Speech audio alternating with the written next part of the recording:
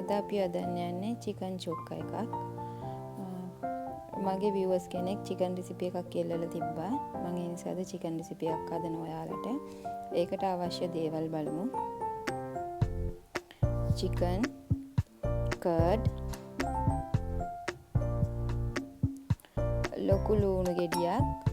ඔයාලා චුට්ටක් ග්‍රේවි එක ඕනේ නම් ලුණු ගෙඩි දෙකක් විතර ගන්න. මම එක ලොකු ලුණු ගෙඩියක් පොඩියට කපලා අරන් තියෙනවා. සුදු ලුණු, ඉඟුරු, කරපිංචා, ගී, ගම්මිරිස්, කුරුඳු, එනසාල්, කොත්තමල්ලි, සූදුරු, මාදුරු, වේලිච්ච මිරිස්. දැන් අපි මේ කුළු බඩු ටික චුට්ටක් බැදගමු. කළු වෙන්න බදින්න එපා. චුට්ටක් මේ කුළු බඩු ටික ඔයාලට බදිනකොට මේ කුළු බඩු වල සුවඳක් එයි. ඒ වෙනකන් බෙද ගන්න. මේ ගොඩක් කළු වෙන්න බදින්න එපා. එතකොට මේ රෙසිපි එක, ඒ කියන්නේ චිකන් එක කළු පාටට පෙන්නුම් කරනවා. ඒ නිසා අපි චුට්ටක් ලාවට රෝස්ට් කරගමු. අපි ඉස්සෙල්ලාම මිරිස් ටික දාමු.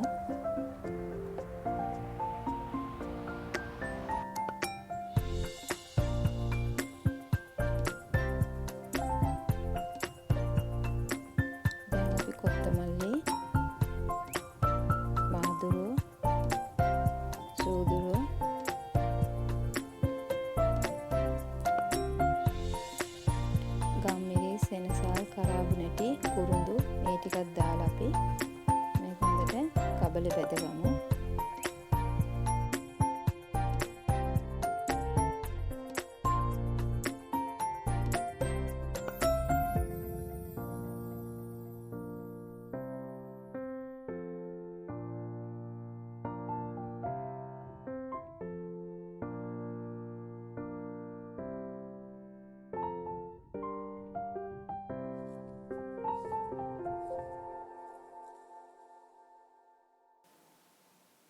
දැන් අපි මේක හොඳට පේස්ට් එකක් වගේ මේක අඹරගමු. මේක අපි සුදු ලුණු එකයි ඉඟුරු එකයි දාලා වතුර චුට්ටක් දාලා මේ තුනපා එක අපි අඹරගමු. අපි කඩෙන් ගත්ත තුනපා මේකට පාවිච්චි කරන්නේ. අපි ගෙදර හදපු තුනපා විතරයි මේකට පාවිච්චි කරන්නේ. මේකට ලුණු චුට්ටකුත් දාලා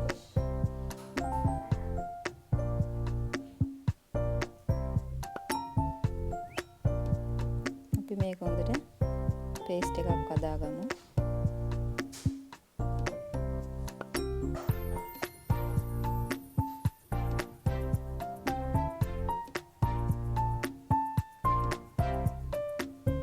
දැන් අපි මේක චිකන් එකට යෝගට් එකයි මේ පේස්ට් එකයි දාලා හොඳට මිශ්‍ර කරලා විනාඩි 20ක් විතර අපි මේක ෆ්‍රිජ් එකේ තියලා ගමු. අපි දැන් මේ තැටියක් රත් වුණාට පස්සේ ඒකට ගී දාලා ගී ටික රත් වුණාට පස්සේ අපි ඒකට කපලා තියාගත්ත ලුණු ටික දාලා චුට්ටක් අපි ඒක බෙදගමු. ගොඩක් දුමුරු පාට වෙන්න බදින්න එපා. මේ ගානට බෙදගෙන අපි දැන් ඒකට මේ චිකන් එක දාමු. මේ චිකන් එකට දැන් අපි මේ චිකන් එක හොඳට මිශ්‍ර කරලා වාලා තියෙනවා. දැන් ඒකෙන් බලන්න වතුර උනලා තියෙනවා. ඒ වතුර එකෙන් මේ චිකන් එක තඹ ගන්න. මට මේ ඩිෂ් එක ඕනේ චුට්ටක් ඩ්‍රයි වෙන්න වගේ. ඒ නිසා මම මේ වතුර ටික හොඳටම ඩ්‍රයි වුණාට පස්සේ තමයි ගන්න. මේ තව ටිකක් වතුර ගතිය තියෙනවා. මම ඒ ටික ඩ්‍රයි කරලා ගන්නවා. මේ අවස්ථාවේ අපි කරපිංච ටික දාගමු.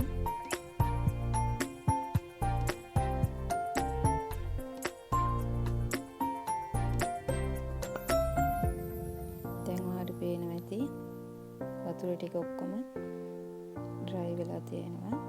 ඔයාලත් මගේ මේ රෙසිපි එකට කැමති නම් ලයික් එකක් දාන්න, ෂෙයා කරන්න, සබ්ස්ක්‍රයිබ් කරන්න. ඔයාලත් මේ රෙසිපි එක ගෙදර හදලා බලන්න. නැවත මෙවන් රෙසිපි එකකින් හමු වෙනතුරු ඔබ සැමට සුබ දවසක්.